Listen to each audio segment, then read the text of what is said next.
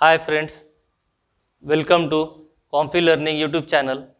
विद्यार्थी मित्रांनो, आपलं सगळ्यांचं कॉम्फी लर्निंग यूट्यूब चॅनलमध्ये स्वागत आहे।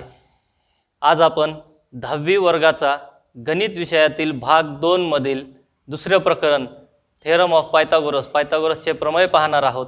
यामध्ये आपल्याला पायथागोरसचे सिद्धांत जे आता आपण 9वी पर्यंत फक्त त्याच्यावरचे उदाहरणं सोडवलेली आहेत। फक्त आपण हे पाहिले की पायथागोरसचा प्रमेय हा आपण काटकोन त्रिकोणावर आधारित आहे।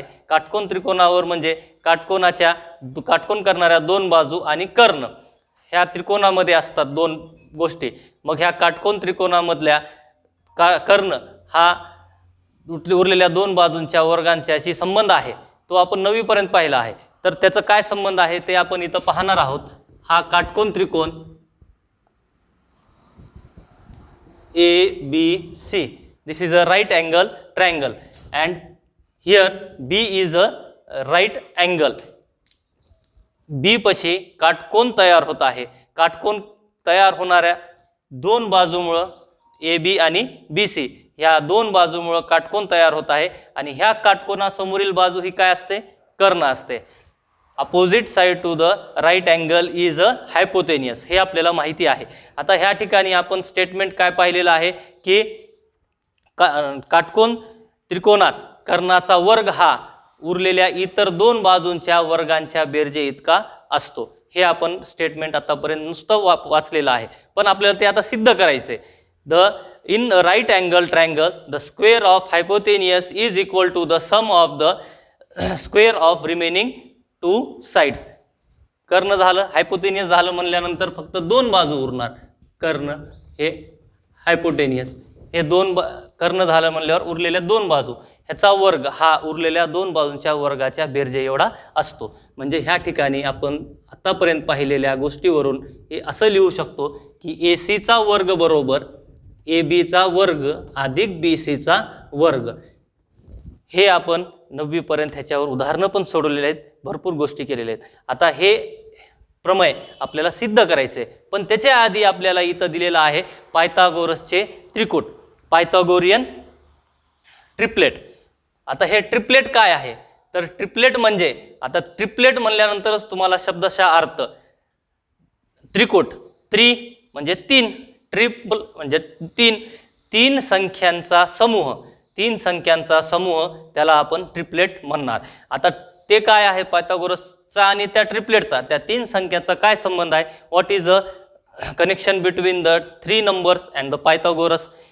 तर आता ह्या ठिकाणी पायथागोरसनं काय सांगितलेलं आहे की हा कर्ण आहे, कर्ण आहे या दोन बाजूंचा वर्ग आहे। आपण हे तर पाहिलेलं आहे की AC चा वर्ग म्हणजे एका बाजूचा वर्ग हा उरलेल्या दोन बाजूंच्या वर्गाच्या बेरजे एवढा आहे, हे आपण आतापर्यंत पाहिलेलं आहे। मग तोच पायथागोरसचे त्रिकूट आहे। काय म्हणतोय तो की तीन जे कोणते नैसर्गिक संख्या असतील तीन, त्या नैसर्गिक संख्यामधील एक मोठी संख्या त्याचा वर्ग जर उरलेल्या दोन संख्यांच्या वर्गाच्या बेरजे एवढा आलं, बिगर नंबर त्या 3 नंबर मधलं।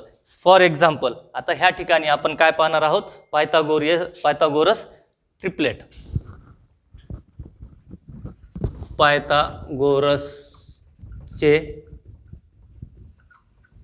Trikut, Pythagorean triplet. तर ह्या पायथागोरसचे त्रिपलेट, आता तुम्हाला स्क्रीनवर ह्याची डेफिनेशन येईल, तेवढी डेफिनेशन तुम्ही नोट डाऊन करायची आहे किंवा लक्षात ठेवायची आहे। आता पायथागोरस ट्रिपलेट ह्याच्यामध्ये तुम्हाला काय सांगता येईल की इथं 3 अंक दिलेले आहेत। तर ते 3 अंक तुम्हाला जे काही समजा फॉर एक्झाम्पल उदाहरणार्थ 3, 4, 5, आता हे 3 अंक आहेत, 3, 4, 5 ह्याला आपण त्रिकूट म्हणणार। पण पायथागोरसचे त्रिकूट आता म्हणू शकणार नाहीत, कारण ते आपल्याला आता इथं दाखवावं लागेल की हे पायथागोरसचे त्रिकूट आहे। मग काय आहे पायथागोरसचा इथं काय म्हणतोय की आपल्याला हे माहिती आहे की काटकोन त्रिकोणामध्ये ह्या तिन्ही बाजू, काटकोन त्रिकोण म्हणजे त्रिकोण करण्यासाठी आपल्याला 3 बाजू लागतात।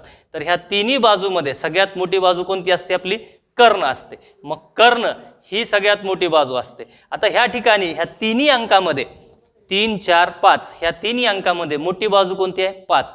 जर का आपण ह्या 5चा वर्ग केला तर ह्या ठिकाणी आपल्याला जे येणार आहे 5चा वर्ग square of 5 is equal to काय आहे 5चा वर्ग आपल्याला 25 येणार आहे. आपण ह्या ठिकाणी मोठ्या संख्येचा स्क्वेअर घेतलाय. We have taken a square of big number. आता राहिलेत दोन बाजू. आता ह्या दोन बाजूंच्या वर्गांची बेरीज करून पहा बरं काय येते. 3चा वर्ग आणि 4चा वर्ग. 3चा वर्ग काय येतोय 9 आणि 4चा वर्ग 9 आणि हे 4चा वर्ग काय येतोय 16. जर का ह्या दोघांची बेरीज केली 9 आणि 16 किती येतोय 25 येते.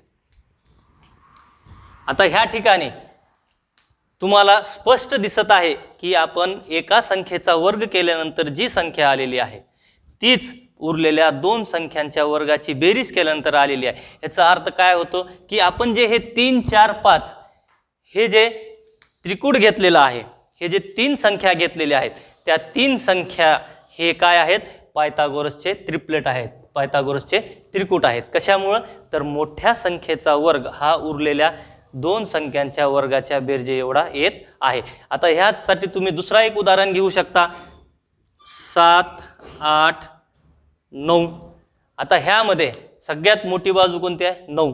आता तुम्ही इथं 9चा वर्ग करून पहा square of 9 is equal to 81. आता उरले दोन बाजू मग 7 स्क्वेअर प्लस 8 स्क्वेअर. 7चा वर्ग किती आहे 49 अधिक 8चा वर्ग किती आहे 64. ह्या दोघांची बेरीज किती येते 113. मग इथं 81 येतोय आणि हा 113 येतोय. हे पायथागोरसचा ट्रिपलेट होईल का. त्या पायथागोरसच्या त्रिकुटामध्ये हे बसल का. जे आपण व्याख्या सांगितली किंवा जे आपण इथं वरी पाहिलं आहात इथं ह्या 5चा मोठ्या संख्येचा वर्ग 25 आलाय आणि दोन्ही वर्गांची बेरीज ही 25 आली. तशी इथं आली आहे का 9चा वर्ग 81 आला आहे आणि ह्या दोन संख्यांच्या वर्गांची बेरीज 113 आली आहे. तर आपल्याला हे सांगता येईल का की ह्याचं पायथागोरसचा त्रिकूट आहे तो म्हणून सांगता येणार नाही, कारण ह्या दोन संख्या वेगळ्या आलेल्या आहेत. म्हणून आपण काय म्हणणार की 7 8 9 हे पायथागोरसचे त्रिकूट नाही, is not a Pythagorean triplets. Okay clear. आता ह्या पद्धतीने तुम्ही भरपूर काही पाहणार आहेत.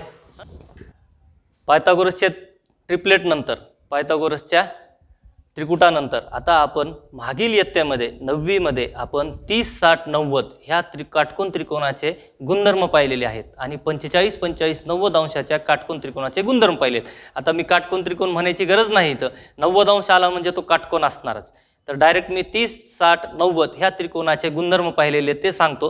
त्याच्यानंतर 45 45 90 अंशाच्या त्रिकोणाचे गुणधर्म सांगतो. आता ते काय गुणधर्म आहेत ते ह्या ठिकाणी लक्षात घ्या. 30 60 90 त्रिकोणाच्या मापाचे गुणधर्म आपण जे मागच्या वर्षी गुणधर्म पाहिला आहात ते गुणधर्माची आता फक्त इथं आपल्याला स्टेटमेंट आणि त्याच्या विषयीची माहिती तेवढी पाहिजे आहे. काय आहे तो 30 60 90 अंश त्रिकोणाचा मापाचे गुणधर्म theorem. Properties of 30 degree 60 degree 90 degree काय आहे की आपण ह्या ठिकाणी असं पाहिलं आहात की बी हा right angle triangle. Okay now this is a right angle triangle. Suppose A is a 30 degree and C is a 60 degree. Triangle measure of angle of triangle is 180 degree. Sum of the measure of angle is 180 degree of triangle. So one is 90 degree and remaining both are 90 degree. So in this both angle one is 30 degree and another is 60 degree. उरलेल्या काटकोन त्रिकोणाच्या तिन्ही मापांची बेरीज 180 अंश असते. त्याच्यातील एक कोन हा 90 अंशाचा आहे. उरलेल्या दोन कोनाचे माप हे 90 अंश असते. त्यापैकी एक 30 अंश आणि एक 60 अंश घेतलंय. तर हे 30 60 90चा गुणधर्म काय आहे, प्रॉपर्टी काय आहे. 30 अंशासमोरील बाजू ह्या काटकोन त्रिकोणातील 30 अंशासमोरील बाजू ही कर्णाच्या 1/2 पट असते. Opposite side to the 30 degree angle is equal to the half of the hypotenuse. हे आपण पाहिलेलं आहे. आता ह्या ठिकाणी opposite side of 30 degree, opposite side of 30 degree कोणती आहे? 30 अंशासमोरील opposite side BC is equal to BC. आता ह्या स्टेटमेंटनुसार काय होईल की अपोजिट साइड ऑफ 30 डिग्री 30 अंशासमोरील बाजू बरोबर कोणती आहे? BC. हे मराठीवाल्यांसाठी आणि सेमीवाल्यांसाठी सांगतोय. 30 अंशासमोरील बाजू ही BC, तर ही BC 30 अंशासमोरील बाजू BC ही कर्ण. आता ह्यामध्ये कर्ण कोणता आहे? AC हा कर्ण आहे, हायपोटेनियस आहे. कोणता? AC. तर हा कर्ण 30 अंशासमोरील बाजू BC हा कर्ण AC च्या निम्मी असते. हे आपण 9वीला सिद्ध केलेलं आहे गुणधर्मामध्ये. मग ह्या ठिकाणी काय होईल तो स्टेटमेंट?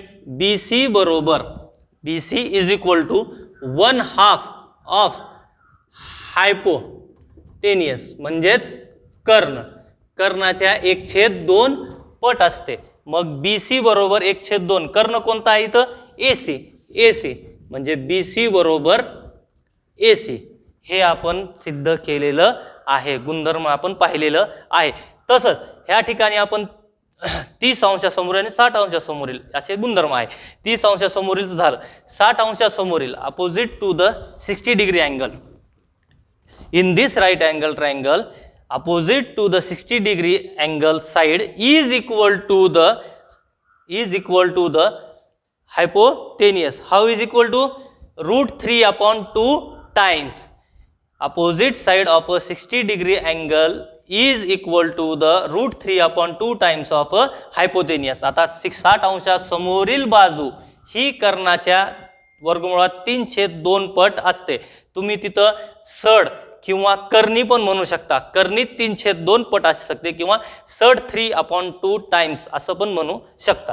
मग ह्या ठिकाणी 60 अंशासमोरील बाजू अपोजिट साइड ऑफ 60 डिग्री कोणती आहे? Opposite side 60 डिग्रीची AB. AB ही काय आहे? 60 अंशासमोरील बाजू आहे. मग आता ही AB काय होईल? 60 अंशासमोरील बाजू बरोबर AB. ही AB कशी आहे म्हणलात आपण? 60 अंशासमोरील बाजू AB कशी आहे? कर्णाच्या वर्गमुळात 3/2 पट. कर्णी 3/2 पट. कर्णी 3/2 गुणिले कर्ण. ह्या कर्णाच्या पटीत आहे. वर्गमुळात 3/2 ह्या पटीत आहे कोणती? 60 अंशासमोरील बाजू. म्हणजे ह्या ठिकाणी hypotenuse AB is equal to in सड 3/2 आणि कर्ण कोणता आहे? AC. मग ह्या ठिकाणी AC. हे 2 स्टेटमेंट आपण 9वीला पाहिलेले आहेत, गुणधर्म पाहिलेले आहेत. ह्याच्यावरची उदाहरणं पण तुम्ही 9वीला सोडवलेले आहेत. आता ह्याच्या पुढचा जो गुणधर्म आहे तो गुणधर्म आहे 45, 45, 90 अंश त्रिकोणाचे प्रमेय. त्याविषयीची माहिती आपण इथं पाहणार आहोत. तर 45, 90 अंशाचे प्रमेय किंवा गुणधर्म. 45, 90 अंशाचे गुणधर्म. आता मी इथं शॉर्ट फॉर्म मध्ये लिहिलेलं आहे, इथं पूर्ण लिहिलंय त्रिकोणाच्या कोनाचे गुणधर्म. तसं 45, 90 अंश त्रिकोणाच्या कोनाचे गुणधर्म. Property of 45 degree 90 degree angle theorem किंवा ट्रायंगल.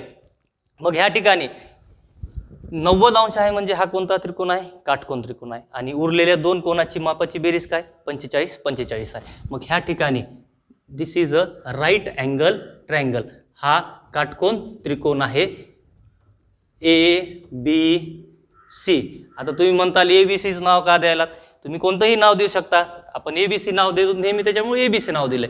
मग हा ABC राईट अँगल ट्रायंगल कुठं तयार होतोय?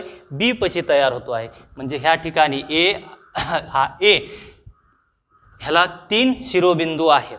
3 शिरोबिंदू म्हणजे तुम्ही पाहिलेले आहेत.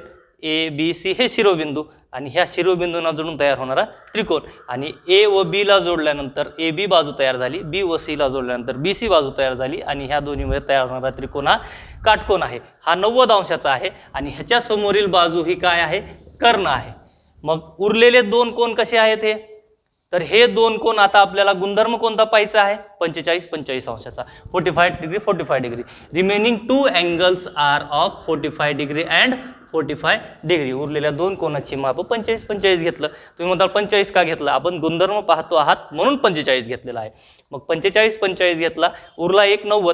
त्रिकोणाच्या तिन्ही मापाची बेरीज काय झाली 180 अंश झाली आणि तिन्ही कोणाच्या मापाची बेरीज 180 अंशच असते. आता ठीक आहे, ह्याचं गुणधर्म काय आहे? तुम्ही ह्याचे गुणधर्म काय पाहिलेला आहात की 45 अंश 90 अंश ह्या गुणधर्मामध्ये तुम्ही स्टेटमेंट असं पाहिलं आहात की 45 अंशासमोरील बाजू ही कर्णाच्या 1/2 पट असते.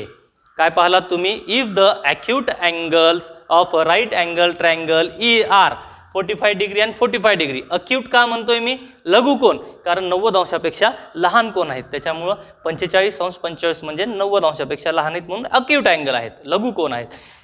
Acute angle of a right angle triangle are 45 degree then each of the perpendicular side. Each of the perpendicular side का म्हणलेत? ईच का म्हणते इथं? कारण हा त्रिकोण काय तयार होतोय? तुम्ही पाहिलेला आहात की एका त्रिकोणामधील जर दोन कोणाचे माप समान असतील, if the angle of if angle are congruent in one triangle, if both angles are congruent in one triangle, then this triangle is a isosceles triangle. Okay, isosceles असतो का? कोणता असतो? समद्विभुज त्रिकोण असतो. हा कोणता असतो? समद्विभुज त्रिकोण, दोन बाजू समान असणारा. म्हणजे ह्या ठिकाणी दोन कोण. आता हा 45 आहे म्हणजे ह्याच्या अपोजिट साइड ही सारखी आहे 45 डिग्री असल्यामुळं AB = BC असा होईल. आणि स्टेटमेंट काय आहे? 45 अंशासमोरील बाजू ही कर्णाच्या 1/2 पट असते. म्हणजे ह्या ठिकाणी AB आता 45 अंशासमोरील बाजू = AB आणि BC ह्या दोन्ही बाजू 45 अंशासमोरील आहेत. Opposite side of 45 degree angle AB = BC. मग ह्या ठिकाणी हे AB व BC हे अपोजिट साइड 45 अंशाचे आहेत. तर मग कर्ण उरलेला हा काय आहे? 1/. आता AB = BC = 1/2 किंवा 1/2 गुणिले हायपोटेनियस म्हणजेच कर्ण. मग AB = BC = 1/√2 इंटू AC. हे आपण 9वीला गुणधर्म पाहिलेले आहेत.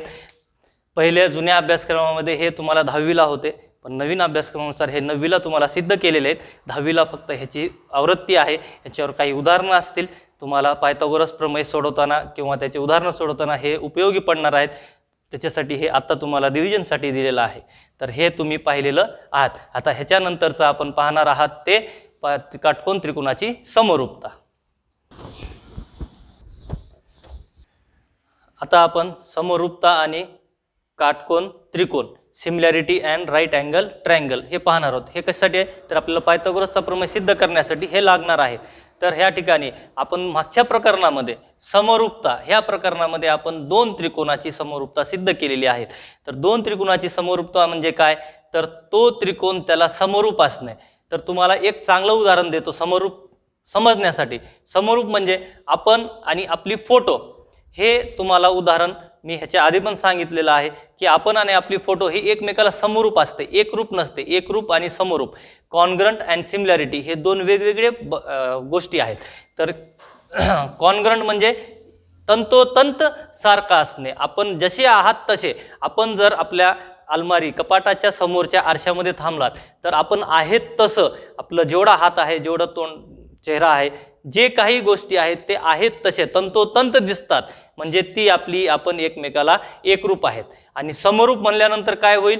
आपण आणि आपली फोटो, आता आपण पासपोर्ट फोटो घेतला किंवा A4 साईज मधला फोटो आपण घेतला तर त्याच्यामध्ये तुमची साईज तुम्ही तेवढे असतात आहे तेवढेच त्याच्यामध्ये फुल साईजमध्ये फोटो निघतो, पण तुमची ॲक्च्युअल साईज ते असते का? नाही, ते तुमच्या रेशोमध्ये प्रमाणामध्ये घेतलेली असते. म्हणजे ते फोटो आणि तो आपण स्वतः हे एकमेकाला समरूप असतात, तंतोतंत सारखे नसतात. एक गोष्ट लहान तर एक गोष्ट मोठी असते. तर आपण तेच तुम्हाला समरूपतेमध्ये पूर्ण डिटेल सांगितलेलं मागच्या प्रकरणामध्ये की दोन त्रिकोण कसे समरूप होतात. आता इथं फक्त आपण ते सिद्ध करणार आहोत.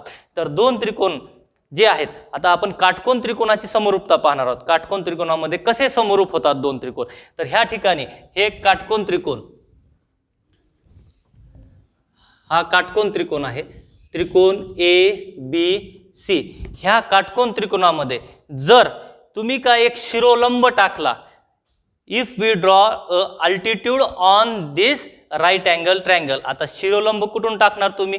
कोणत्या तरी एक बाजूतूनच टाकावं लागेल तुम्हाला, एका शिरोबिंदूतून. मग तो शिरोबिंदू कोणता? तर तुम्हाला बी मधून, म्हणजे जिथं काटकोन होतो त्या ठिकाणाहूनच शिरोलंब टाकावा लागतो, अल्टिट्यूड टाकावा लागतो. जर का तुम्ही हा शिरोलंब टाकला BD, हा शिरोलंब टाकल्यानंतर तुम्हाला इथं किती त्रिकोण मिळालेले आहेत? दोन नवीन त्रिकोण मिळालेत. कोणते? ABD आणि BDC. तर हे दोन त्रिकोण, आपला जो मूळचा त्रिकोण होता काटकोन त्रिकोण ABC. आता मला सांगा, शिरोलंब हा शब्द आपण वापरलो, altitude, we have used the word altitude. Why? Because when this altitude goes on the hypotenuse, it makes a right angle. Okay, शिरोलंब ज्या वेळेस त्या कर्णावर पडतो त्यावेळेस ह्या ठिकाणी काटकोन तयार होतो, आणि हा काटकोन तयार झालेला आहे. म्हणजे तुम्हाला इथं काटकोन त्रिकोण दोन मिळालेत आणि पहिल्याचा एक काटकोन त्रिकोण. तर तुम्हाला आपल्याला ह्या ठिकाणी एक छोटा काटकोन त्रिकोण, हा मोठ्या म्हणजे ॲक्च्युअल जो ABC होता त्याच्याशी एकरूप, मग हा BDC जो त्रिकोण आहे तो ABCची एकरूप, आणि हे दोन तयार झालेले शिरोलंबामुळे तर हे दोन्ही एकमेकांशी समरूप, एकरूप नाही समरूप. हा छोटा त्रिकोण मोठ्या त्रिकोणाशी समरूप, हा छोटा त्रिकोण मोठ्या त्रिकोणाशी समरूप, आणि हे दोन्ही एकमेकांशी समरूप दाखवायचं आहे. तर आता तो थेरम इथं स्टेटमेंट आहे, तो स्टेटमेंट समजून घ्या. मी फक्त इथं वाचत आहे. काटकोन त्रिकोणात कर्णावर टाकलेल्या शिरोलंबामुळे जे त्रिकोण तयार होतात ते मूळ त्रिकोण काटकोन त्रिकोणाशी व परस्परांशी समरूप असतात. In a right angle triangle, if the altitude is drawn to the hypotenuse, then the two triangles formed are similar to the original triangle and to each other. परस्परांना देखील समरूप असतात आणि ओरिजिनल ट्रायंगल आहे तो मूळ त्रिकोणा देखील समरूप असतात. मग ह्या ठिकाणी आता आपण पाहणार आहोत, आता पक्ष, साध्य आणि सिद्धता पाहणार आहोत. आता ह्या ठिकाणी आपण पाहणार आहोत समरूपता आणि काटकोन त्रिकोण. तुम्हाला स्टेटमेंट सांगितलं आहे. आता ह्या काटकोन त्रिकोणामध्ये आपण शिरोलंबावर लंब टाकलेला आहे, altitude is drawn on the hypotenuse. So ह्या ठिकाणी दोन वेगळे त्रिकोण मिळाले. तर आपल्याला पक्ष गिवन काय आहे? तर इन ट्रायंगल ABC, आपण मूळचा त्रिकोण ABC होता, तो ABC मध्ये कोण ABC हा कसा आहे? 90 अंश आहे, आणि ह्या ठिकाणी A दरम्यान D दरम्यान C आहे. कशामुळं? तर A आणि C च्या मध्ये कोणता बिंदू आलेला आहे? D बिंदू आलेला आहे. हे कशावरून आलेला आहे? तर रेख BD हा लंब आहे कुणावर? AC वर. लंब कशामुळं? तर आपण शिरोलंब टाकलेलं आहे त्यामुळं. तर A दरम्यान D दरम्यान C आहे. साध्य टू प्रूव्ह, आपल्याला साध्य काय करायचे? ती शिरोलंब टाकल्यामुळं जे आपले दोन वेगळे त्रिकोण तयार झालेले आहेत, तर हा त्रिकोण ह्या मूळ त्रिकोणाशी समरूप, म्हणजे त्रिकोण ABD हा जो त्रिकोण आहे, कोणता? हा त्रिकोण AB आणि हा D, ABD हा जो त्रिकोण आहे तो त्रिकोण कुणाशी? ABCशी, या त्रिकोण ABCशी, आणि दुसरा त्रिकोण BDC, हा दुसरा त्रिकोण BDC कुणाशी? त्रिकोण ABCशी. त्याचप्रमाणे हे दोन त्रिकोण परस्परांशी समरूप दाखवायचे आहेत. आता ह्यावरची आपण सिद्धता पाहणार आहोत. तुम्हाला हे समजतंय? तर आता ह्या सिद्धतेमध्ये, प्रूफमध्ये आपण काय पाहणार आहोत? पहिल्या सुरू इन ट्रायंगल, इन ट्रायंगल. कोणते ट्रायंगल, कोणते समरूप दाखवायचे आहेत आपल्याला, त्यानुसार त्रिकोण घ्यायचे तिथं आपण.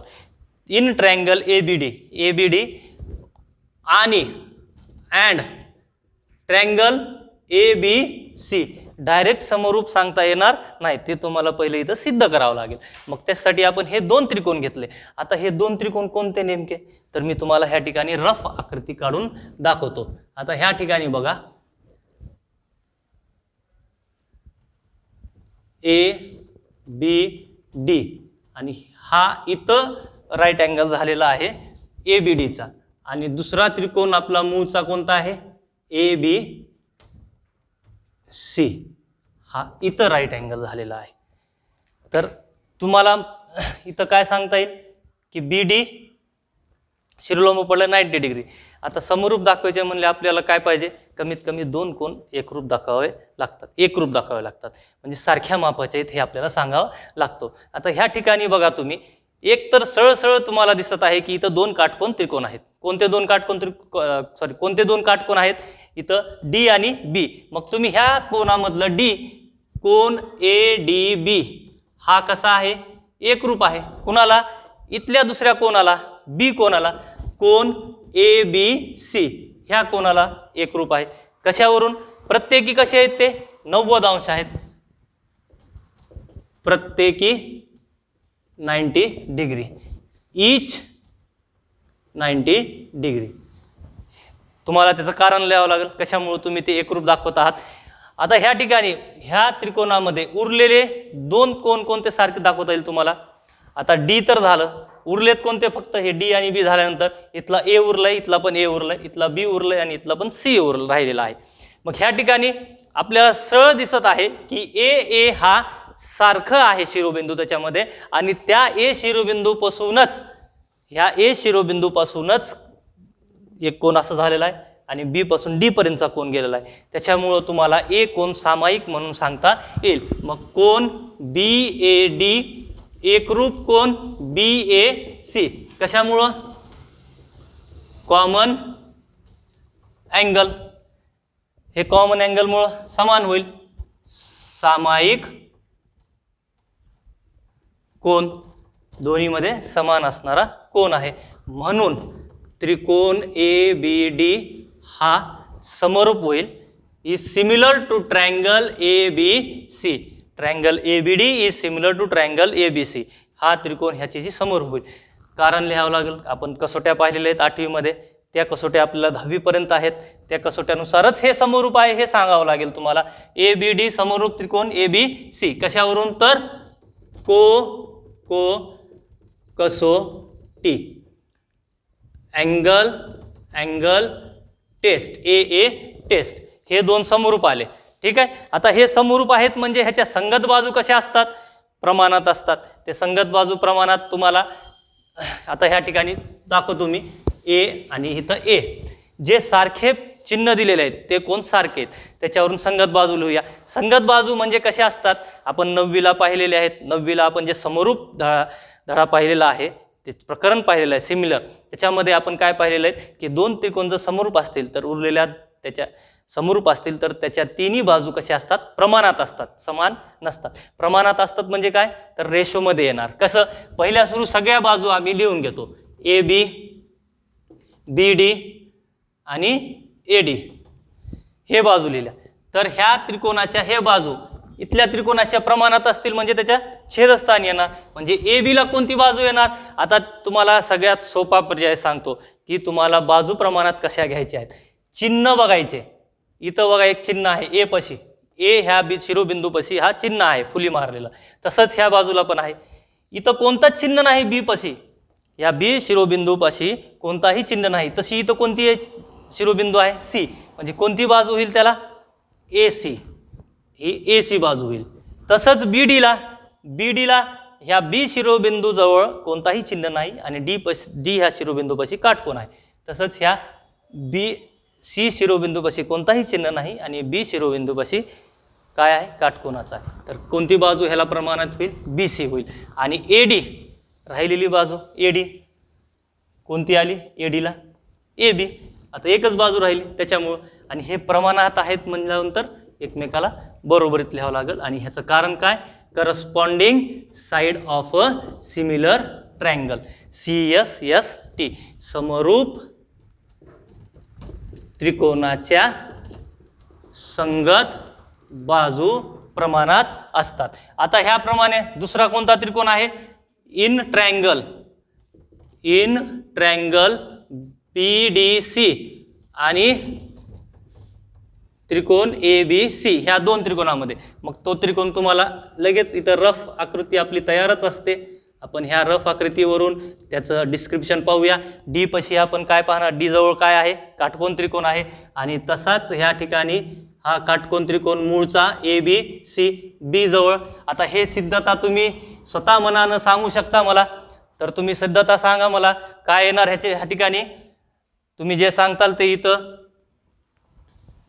तर ह्या दोन त्रिकोणामध्ये, त्रिकोण ABD आणि त्रिकोण ABC मध्ये BDC आणि ABC हा काटकोन त्रिकोण आहे, प्रत्येकी 90 अंशाचा आहे. Each is 90 degree, so this is a congruent triangle and C is a common angle in both triangle. C हा दोन्ही मध्ये सामायिक आहे. BCD BCA या C जवळूनच हा इकडला आणि वरचा दोन बाजू चाललेत. या C पासूनच B आणि A चाललेत. D हा त्याच्या दरम्यान आहे, त्याच्यामुळं C हा त्याचा सामायिक कोन आहे. म्हणून BDC हा काय होईल, समरूप होईल त्रिकोण ABC. कारण काय ह्याचं पण कसोटी. Reason of this similarity is angle test and this angle test. So therefore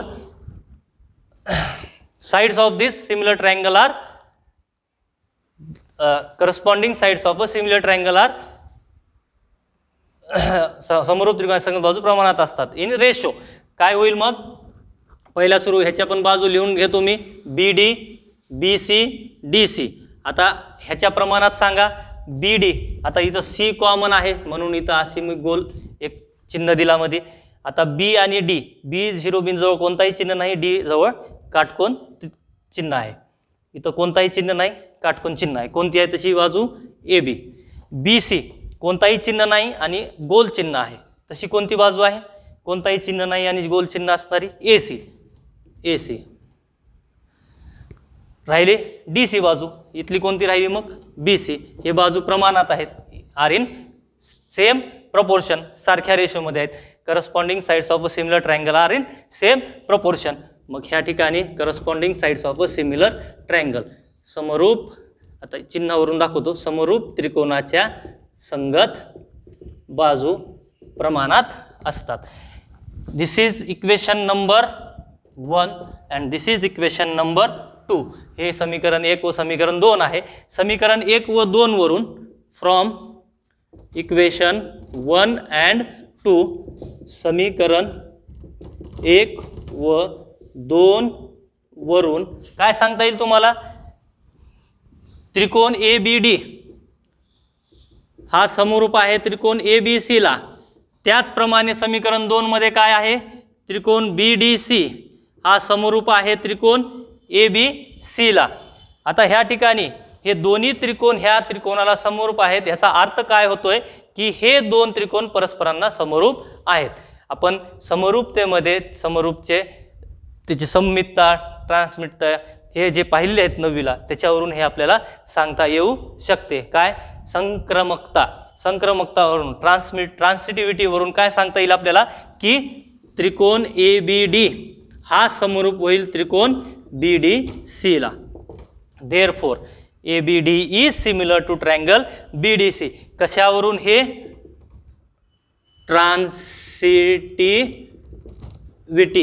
ट्रान्सिटिव्हिटी म्हणजे संक्रामकता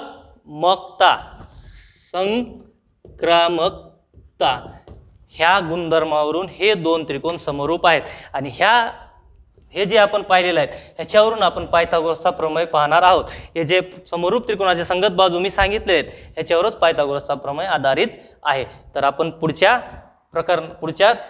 भागामध्ये पायथागोरसच्या प्रमेयाची सिद्धता आणि ह्याच्या एक राहिलेले भूमितीय मध्य हे पाहणार आहोत. तर तुम्हाला हा व्हिडिओ आवडला तर तुम्ही हा लाईक आणि सबस्क्राईब करा. धन्यवाद. नमस्कार.